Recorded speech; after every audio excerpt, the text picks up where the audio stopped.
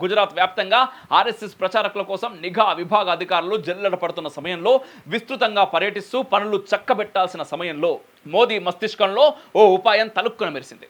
RSS ప్రచారకనగానే ఏదో నిరాడంబరంగా ఉంటారనే నమ్మకం వల్ల పోలీసులు వెంటనే పట్టుకునే అవకాశం ఉంటుంది. కాబట్టి గుర్తుపట్టని విధంగా ఆడంబరంగా దర్జాగా డ్రెస్ వేసుకుని అనుకున్న లక్ష్యాన్ని సాధిస్తే ఎలా ఉంటుందనే ఆలోచన వచ్చింది తడవు. అందుకు అనుగుణంగా ఒక్కో ప్రాంతానికి వెళ్ళినప్పుడు ఆయా ప్రాంతాల వేషభాషలకు అనుగుణంగా డ్రెస్ కోడ్ మార్చేశారు నరేంద్ర మోదీ. శత్రువు ఊహించని చోట అంచనాకు భిన్నంగా కనిపించడం అనేది ప్రాచీన యుద్ధ సూత్రం. ఫ్రెంచ్ కట్ గడ్డం, off white swallowed, tail shot, square frame కళ్ళజోడుతో కనిపిస్తే అలాంటి వ్యక్తి ఆర్ఎస్ఎస్ ప్రచారక కావడం అసాధ్యమనే భావన సహజంగానే కలుగుతుంది.